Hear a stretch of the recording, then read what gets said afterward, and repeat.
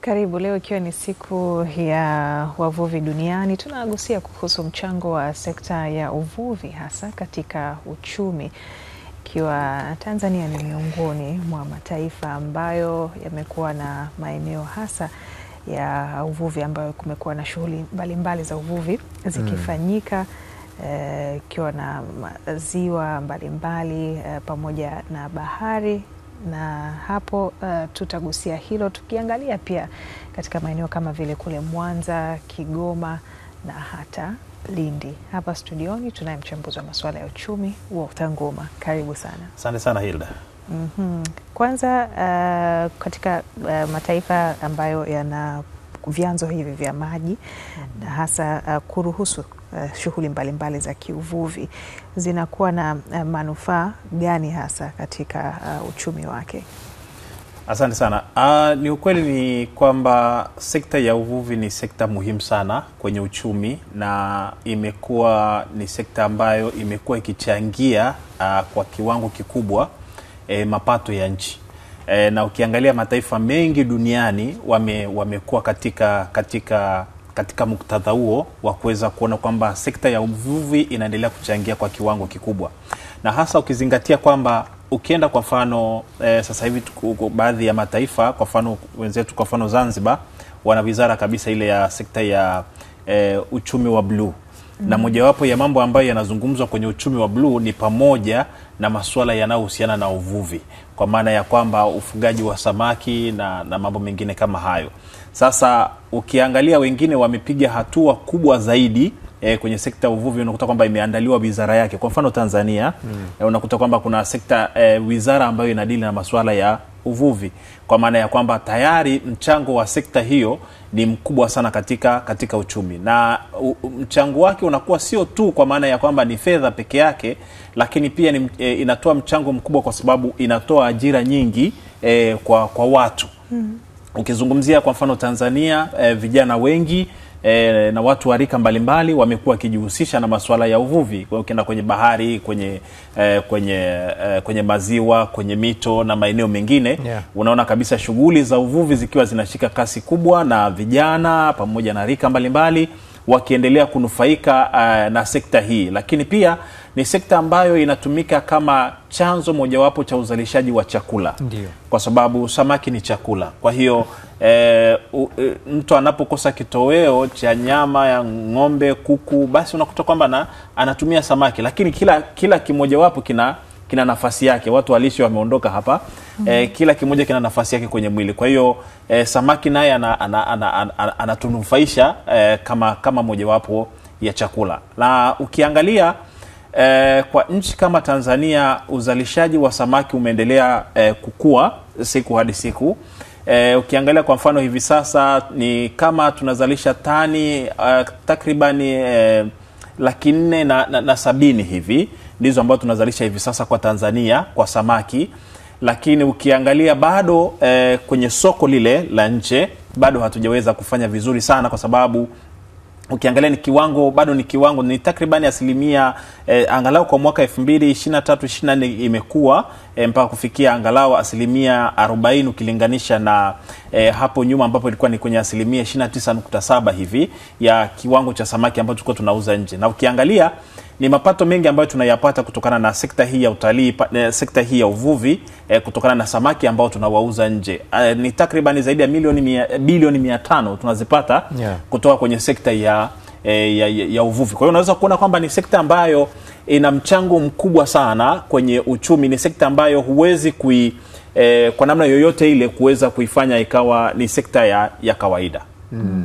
Sawa kabisa, ni sekta ambayo inachangia kwa kiasi kikubwa, lakini pia tutaangalia katika maeneo ambayo uvuvi unafanyika kwa kiasi kikubwa. Tunafahamu kwamba Tanzania ina ukanda wa maziwa, bahari, kule Kigoma tuna ziwa Tanganyika. Ukienda kule kanda ya ziwa magharibi na kaskazini mwa Tanzania kuna ziwa Victoria, na ukija huku pwani kuna bahari ya Hindi. Lakini pia ukienda kule nyanda za juu kusini kuna ziwa Nyasa, kama tunazungumzia kusini mwa Tanzania na maeneo mengine mengi tu ambako uvuvi unafanyika. Tuangalie kwa upande wa Kigoma, tuweze kuangalia namna ambavyo siku hii inaadhimishwa, lakini pia hasa mchango wa sekta ya uvuvi katika uchumi.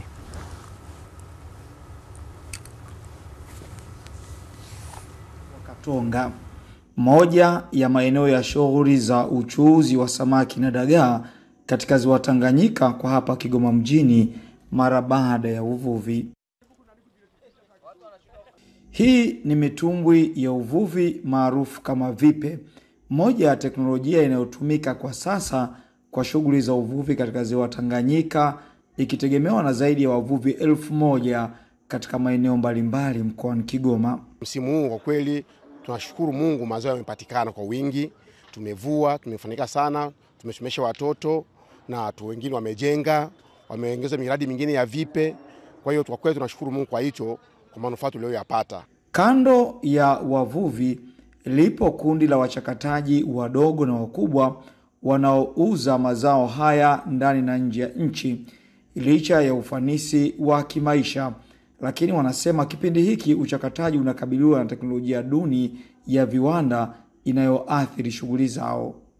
Tuna changamoto kubwa sana hasa kwa upande wa dagaa wakavu kwa kipindi hiki ambacho ni cha masika. Tuna oda zipo, lakini tunashindwa kuzifanyia kazi kwa wakati kwa sababu mwisho wa siku mazao yanaharibika. Mwisho wa siku tunabakia oda inatoka lakini hakuna kazi. Kwa hiyo sisi binafsi tunapoteza, serikali inapoteza. Lakini tulitamani sana kama serikali au Wizara ya Uvuvi ingeweza kutuangalia kwa jicho la tatu, ikaweza kutuwezesha kwenye hivi vifaa ambavyo tungeweza kutunyanyua kwenye upande wa kuanika dagaa baada ya kutoka kwa wavuvi. Ziwani nako changamoto kubwa ni ulinzi na usalama wa wavuvi na zana zao, hali inayotajwa kuathiri pakubwa kazi hii, licha ya kuwa ni tegemeo kubwa kwa wananchi hasa wa hali ya chini. Changamoto kubwa katika ziwa Tanganyika ni wizi, ujambazi wa silaha ambayo ndio umekithiri zaidi, kitu ambacho unatukwamisha mara kwa mara. Mimi mwenyewe binafsi pamoja kwa ni mmiliki, lakini nimewahi kuibiwa mara 2 ndani ya mwaka huu. Wameiba mashine, wameiba nyavu. Kwa hiyo hizo ndio changamoto ambazo tunakumbana nazo mara kwa mara, kitu ambacho zinaturudisha nyuma. Ukitizama mashine sasa hivi ni shilingi milioni 6, milioni 8 na kuendelea huko juu. Mfano mimi ninamiliki mitumbu 4 hapa. Kila mtumbu mmoja una wavuvi 6. Tunawasaidia wenzetu katika kuendesha pia maisha ya familia zao. Je, Wizara ya Uvuvi inakuja na mpango gani kwa makundi haya muhimu kwa ustawi wa maisha yao na pato la serikali, ikiwa leo ni siku ya wavuvi duniani? Jacob Ruviro, na hii ni UTV kutoka hapa Katonga, Kigoma. Naam, ndivyo ambavyo uvuvi unafanyika kwa upande wa Kigoma, hasa wakitegemea kwa kiasi kikubwa ziwa Tanganyika. Na Walter Nguma, tunafahamu kwamba nchi yetu ina ukubwa wa kilomita za mraba zaidi ya 900. Kati ya hizo 61,500 ni zinabeba maeneo ya maji kama vile maziwa, mito, mabwawa pamoja na bahari. Na hizo zilizosalia ndo zinabeba eneo la nchi kavu. Kwa hiyo asilimia kama 6.5 ya eneo lote la Tanzania ndio eneo kama hili la maji ambayo yanatumika kwa ajili ya uvuvi. Tukiachana hiyo, tunaona kwamba sekta ya uvuvi inakabiliwa na changamoto kadha wa kadha. Licha ya kwamba tuna eneo kubwa sana la maji kwa ajili ya kufanyia uvuvi, bado tuna changamoto kama vile kupata teknolojia ya kisasa ya uvuvi. Tumeona wavuvi pale wakitumia mitumbwi unaweza kusema ni loko, na ambayo pia hayawezi kuleta ufanisi mkubwa ambao unatarajiwa. Hii inarudisha nyuma kiasi gani maendeleo ya sekta ya uvuvi?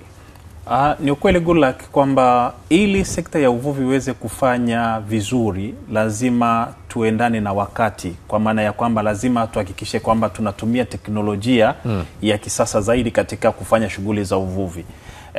Na ukiangalia kwa mfano sekta hii ya upande wa uvuvi, unaweza kuona kwamba bado ukiangalia kwa mfano kama Uganda wao, na ukilinganisha na sisi tuna mito mingi, maziwa, bahari kuliko Uganda, lakini unaweza kuona kwamba Uganda wanafanya vizuri kuliko Tanzania kwenye upande wa samaki. Tena sio tu Tanzania peke yake, kwa Afrika ya Mashariki. Sasa unaweza kujiuliza kwamba ni kwa nini wameweza kufanya hivyo? Maana yake ni kwamba lazima ufanye uwekezaji ili uweze kupata zaidi. Usipofanya uwekezaji zaidi, maana yake ni kwamba tutaendelea kubaki tu kutaja rasilimali zetu, lakini kuneemeka nazo tukao tunaneemeka kwa kiwango kidogo sana. Kwa sababu ukiangalia sasa hivi kuna hii tunaitwa aquaculture, ya kwamba huu uzalishaji wa samaki wenyewe, unaweza kuona kwamba sisi bado ni kiwango kidogo sana. Ukiangalia hiyo ni kwa 9% peke yake kwa Tanzania hivi sasa. Sasa kwa 9% tu peke yake bado unaweza kuona kwamba ni kiwango kidogo sana ambacho kinaweza kikatufanya sisi kuweza kuingia kwenye ushindani kwenye masoko ya kimataifa. Tunauza fillet nyingi sana kwenda nje, lakini bado ukiangalia uhitaji ni mkubwa. Maana yake ni kwamba kama tungekuwa tumewekeza kuhakikisha kwamba tunafanya uzalishaji mkubwa, tunatumia zana za kisasa zaidi, lakini vile vile tunafanya uzalishaji mkubwa zaidi kwenye samaki, maana yake ni kwamba tungekuwa na uwezo wa kuweza kuuza zaidi. Kwa sababu ukiangalia tunategemea masoko, kwa mfano nje, masoko ambayo tunategemea ni kama Uholanzi, Israeli, Spain na maeneo mengine, tunauza sana fillet huko. Sasa kama tungekuwa tumewekeza kwenye teknolojia, maana yake ni kwamba tungeweza kufanya vizuri zaidi. Ukienda nchi kwa mfano China. China ndio wanaoongoza duniani katika sekta ya uvuvi, kwamba wao wanazalisha zaidi ya tani milioni 80 za samaki. Lakini ukiangalia uwekezaji walioufanya ni mkubwa sana kwenye sekta ya uvuvi. Kwa hiyo na sisi inabidi tunaweza tusifikie ukubwa wa China, kwa sababu pia wamesha kwenda mbali, lakini vile vile ni taifa kubwa zaidi, lakini angalau basi tuweze kwenda kwa asilimia fulani. Lakini ukiangalia hata uzalishaji wa samaki bado haujawa ni mkubwa wa kuweza kukidhi soko la ndani peke yake. Kwa sababu ukiangalia mojawapo ya sifa kubwa ya sekta ya uvuvi, unatakiwa kuhakikisha kwamba samaki wengi wanauzwa kwenye soko la ndani. Hilo ndio moja wapo kwa sababu hata China yeye anauza nje 12% tu ya samaki wanaovuliwa pale. Kwa hiyo unaweza kuona kwamba wameweza kuimarisha zaidi kwenye soko lao la ndani. Kwa hiyo lazima tuhakikishe kabisa kwamba tunatumia zana za kisasa, tunawawezesha hawa. Na ndio maana mara zote ninasema kwamba benki zetu au taasisi za kifedha ziondokane na hii utamaduni wa kuona kwamba mtu ambaye anapaswa kuhudumiwa ni mfanyakazi, kwamba huyu ndio wa kukopeshwa kwa sababu ana mshahara na vitu. Kuna sekta ambazo benki zetu zinapaswa kupeleka nguvu zaidi, kwa sababu zina uwezo wa kuzalisha pesa nyingi zaidi. Sasa wao wanategemea tu kuona wafanyakazi kwa sababu wana mshahara, tutawakata mwisho wa mwezi na vitu kama hivyo. Ni kufikiria kidogo. Kwa hiyo ni vizuri kuweza kuona kwamba ni kwa namna gani ambavyo watu kwenye sekta hii wanaendelea kuweza kupata mikopo, lakini pia kuwawezesha hawa kuweza kupata zana, kwa sababu unajua mkopo, mtu anaweza kapewa mkopo wa fedha, lakini akapewa kwa masharti kadhaa kwamba unachotaka ni kitu gani, mkopo unaenda kufanyia nini. Kwa hiyo kama ni kwenda kununua vifaa na nini, ina maana kwamba taasisi inaweza ikafanya moja kwa moja jukumu hilo la kumletea mkopo wa hicho kifaa ambacho anakitaka huyu, ili aweze kuzalisha na mwisho wa siku aweze kurejesha mkopo wake. Kwa hiyo ukiangalia mamitumbwi hayo na nini, bado tunaendelea kurudi nyuma. Na ndio maana ukiangalia kwamba wanaonufaika zaidi hata na haya maziwa yetu na vitu vingine kama hivyo ni wale wanaofanya uvuvi haramu, kwa sababu wale wanakuja wanatumia vifaa vya kisasa na teknolojia ya hali ya juu, wanavua samaki kwa ukubwa, wanaondoka. Wanaondoka na hata masalia madogo. Tugeukie sasa kwa upande wa kule Mwanza kwa mwenzetu Innocent Alois ambaye anatujuza zaidi hasa shughuli za uvuvi ambazo zinafanyika katika Ziwa Victoria. Uvuvi kati ya shughuli kuu za kiuchumi nchini. Katika Ziwa Victoria wanakadiriwa watu zaidi ya milioni 40. Uchumi wao ni hapa. Ukitembelea visiwani utaona wavuvi jinsi wanavyoenjoy maisha yao kwa kutegemea hizi samaki. Wanafurahi uwepo wa hili ziwa, wanafurahi uwepo wa rasilimali hii. Lakini kwa miaka ya hivi karibuni wanasema hali si shwari. Samaki zinakuwa adimu, wakati mwingine samaki zinakufa kwa kuelea. Hii ni kwa wavuvi wa samaki, sato na sangara. Lakini upande mwingine ni wavuvi wa dagaa. Na upande wa dagaa pia hali sio nzuri sana, kwa sababu dagaa sasa hivi ni adimu sana, tofauti na miaka kama 7-8 iliyopita. Hapa ni mwalo wa Mswahili, eneo maarufu kwa uvuvi wa dagaa. Sema tu kiujumla, sijui ni majira. Hatujui sababu muhimu ya kutokupatikana dagaa kwa wingi sana. Maana yake tunapata dumu 2, dumu 3, at least umepata nyingi sana kama dumu 5, 10. Kiujumla uvuvi umekuwa ni mgumu. Hali sio nzuri. Huu ni takribani mwaka mmoja na kidogo tangu kuanzishwa kwa utaratibu wa kufunga ziwa nyakati za giza. Siku 10 tunafunga. Zamani kabla haujaanza huu mchakato wa kufunga au uvuvi wa msimu, kwa kweli dagaa zilikuwa ni ndogo sana kulingana na sasa hivi. Sasa hivi tunashukuru Mwenyezi Mungu, tunafunga dagaa zinaonekana ni kubwa zaidi ya kipindi cha nyuma.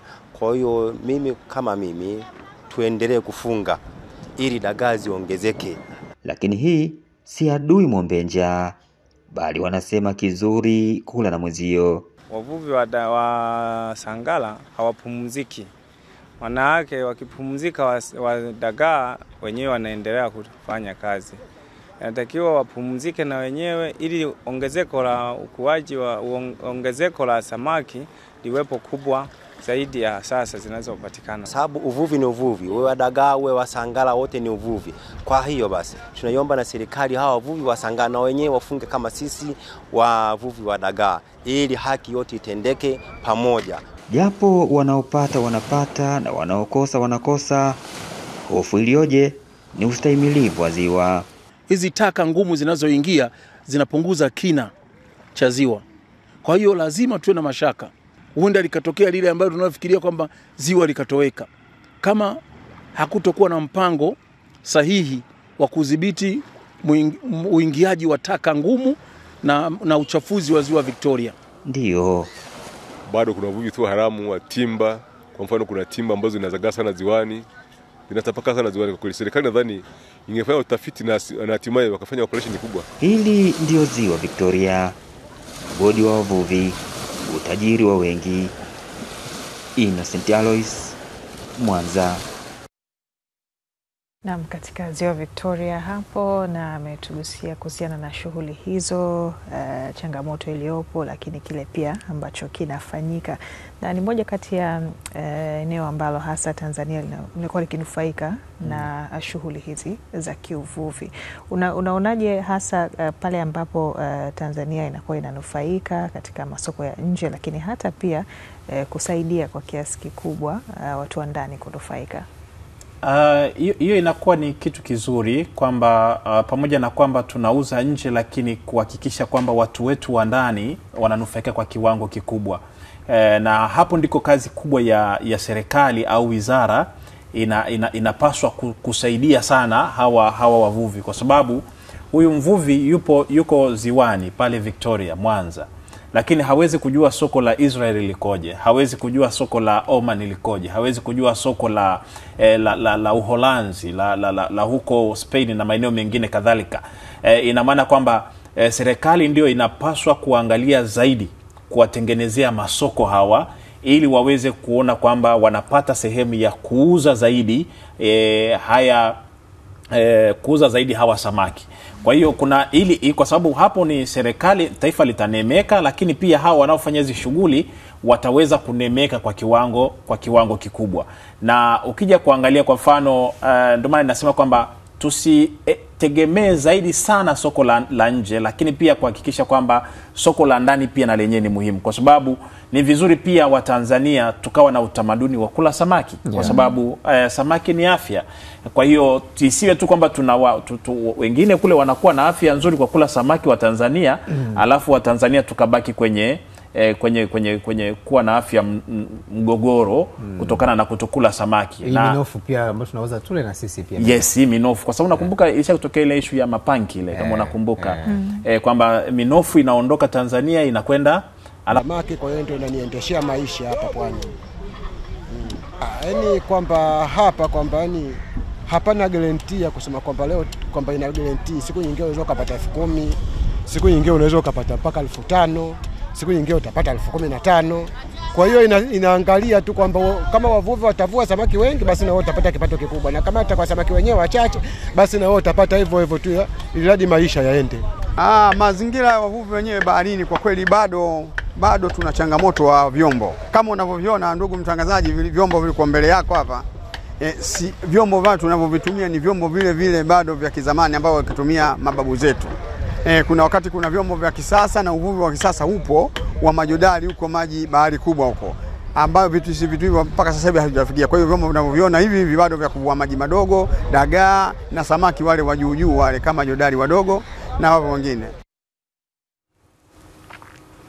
Naam, haya tunaona kuhusiana na changamoto ambazo zipo, lakini tumeona pia wavuvi wenyewe wakikiri kwamba wananufaika pia kwa namna moja ama nyingine, kwa maana ya pato la mtu mmoja, riziki za kila siku. Lakini sasa ukijaribu kutazama unakuta kwamba bado wavuvi wengi nchini Tanzania wanazungumzia uvuvi wa kupata riziki ya kila siku. Sio uvuvi kwamba tuone mvuvi wa kawaida ametajirika kupitia uvuvi. Amekuwa labda milionea. Mvuvi ambaye yuko Lindi pale anaweza wakavua samaki, ana soko la ndani, lakini pia anaweza akasafirisha yeye mwenyewe akapeleka makontena ya samaki sehemu nyingine. Kwa hiyo unadhani kitu gani kinaweza kutusaidia tukatengeneza wavuvi ambao na kuondoa ile dhana kwamba mtu anayefanya shughuli ya uvuvi ni mtu maskini ama hawezi kupiga hatua kubwa ya mafanikio ya uchumi? Unajua Gulak, kwenye sekta ya uvuvi kuna wachuuzi kama kwenye sekta nyingine. Yaani wachuuzi wako wengi sana. Unaangalia hao wanaenda kuvua samaki, anaenda usiku anarudi asubuhi, ya mwingine wanaenda baada ya siku 2 ndio wanarudi. Ndio. Lakini unaja kushangaa kwamba kuna watu wako pale nje ndio wanasubiria wale samaki, wananunua kwa hela ya kawaida kabisa. Kwa sababu wanajua kwamba mvuvi huyu hana sehemu ya kuweza kuhifadhi hawa samaki, hana uwezo wa kuweza kuwapeleka sokoni. Kwa hiyo unakuta mvuvi huyu akiangalia watoto wanahitaji ada, anahitaji kulipa kodi, anahitaji kufanya hivi. Kwa hiyo anabidi tu awaachilie katika bei ambayo ni ya hasara. Kwa hiyo ni moja ya sekta ambayo inabidi serikali ilitizame kwa jicho lingine zaidi, ya kuweza kuona kwamba wavuvi hawa wanaweza kunufaika.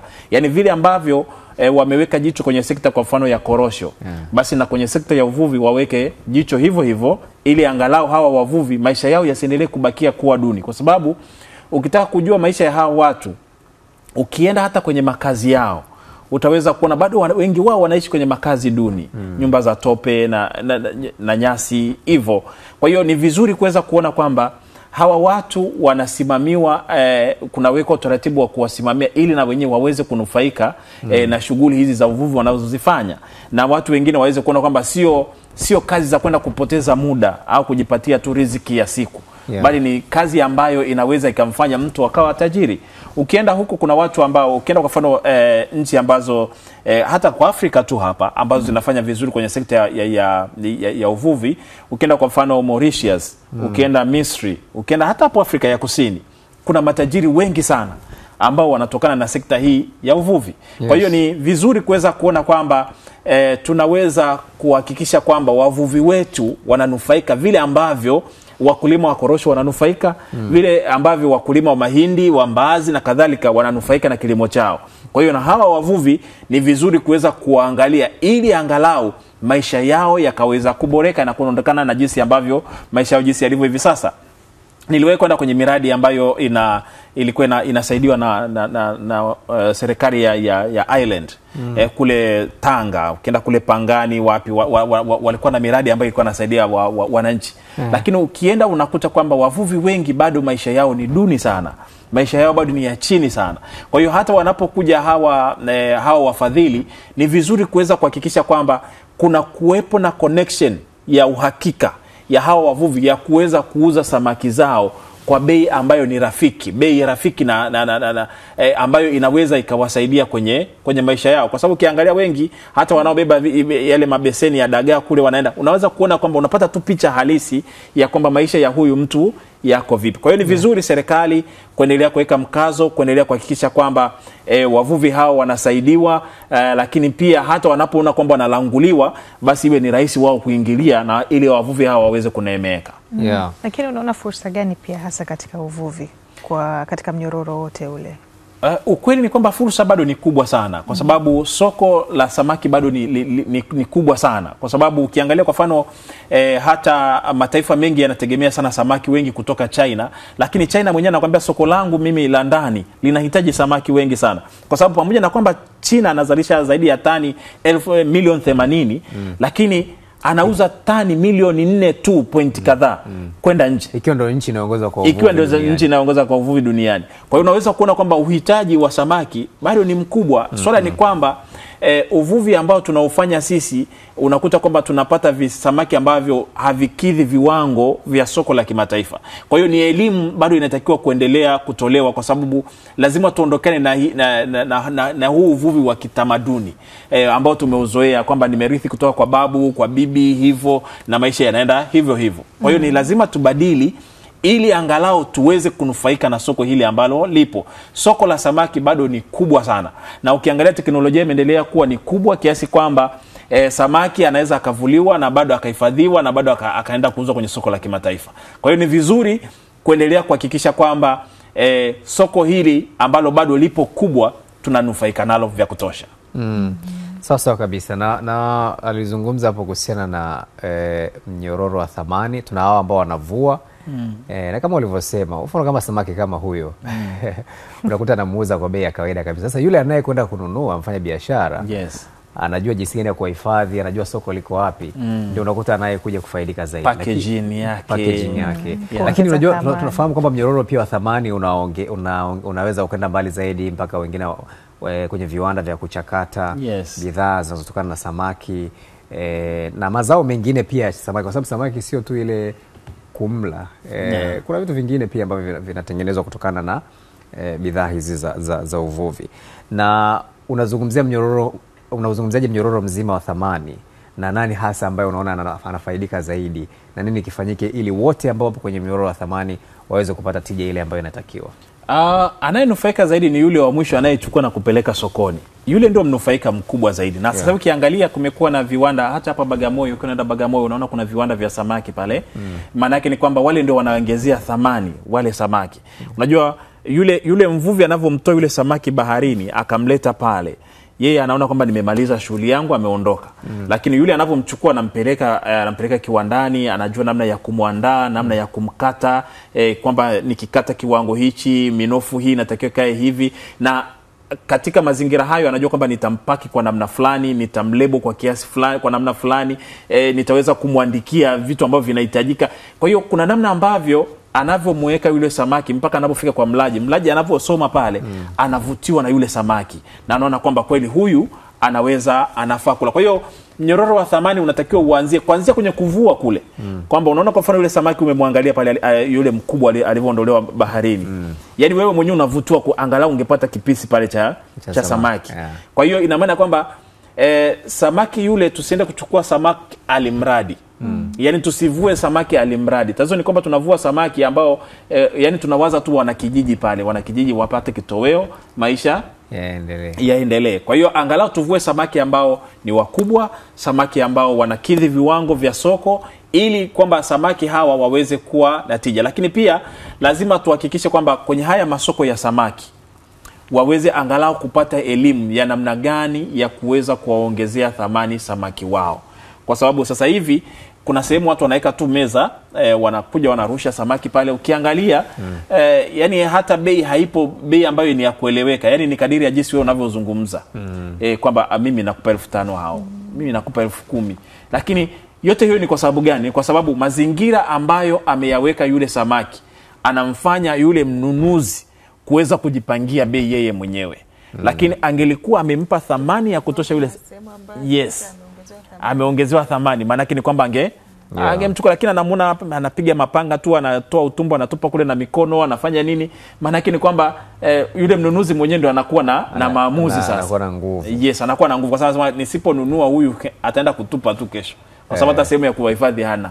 Watakuwa wameharibika. Watakuwa wameharibika. Kwa hiyo ni vizuri kuweza kuangalia kwamba elimu bado inahitajika kubwa sana. Elimu inahitajika kubwa sana, lakini vile vile uwezeshwaji wa hawa wavuvi bado unahitajika kwa kiwango kikubwa sana. Unajua mimi naweza kusema kwamba haya ni mojawapo ya madini yetu tulionayo kwenye bahari. Yeah. Kwa hiyo ni vizuri kuhakikisha kwenye bahari, kwenye maziwa, kwenye mito, haya ndio madini tulionayo makubwa.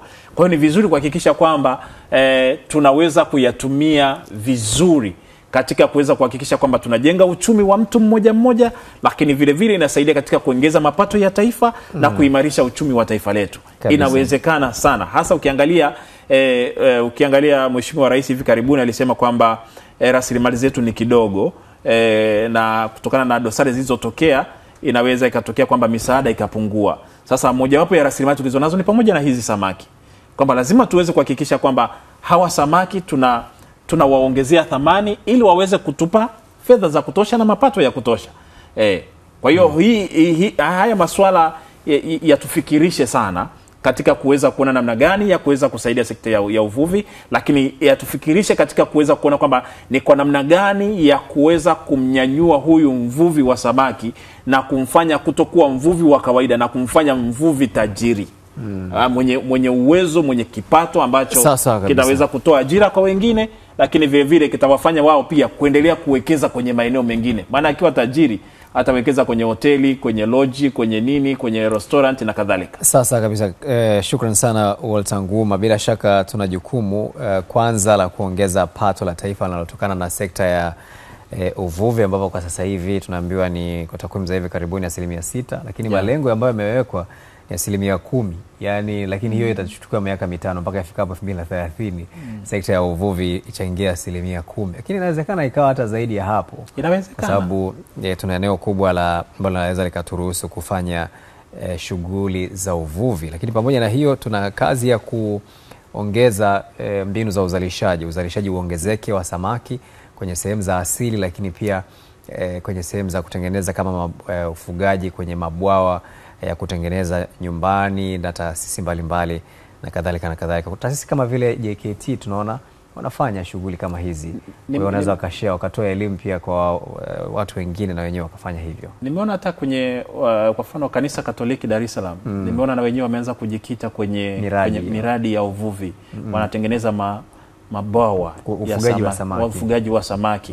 Kwa sababu nafahamu kwa mfano sasa hivi kuna padri mmoja anaitwa Padri Mkandara. Ana mabwawa ya samaki na anatoa samaki wa kutosha kabisa. Kwa hiyo unaweza kuona na anauza. Kwa hiyo unaweza kuona kwamba ni swala la kwamba ni elimu na watu wakapata exposure ya kuweza kuona namna gani. Lakini pia tusisahau kwamba kwenye hii shughuli ya uvuvi inakwenda sambamba na utunzaji wa mazingira.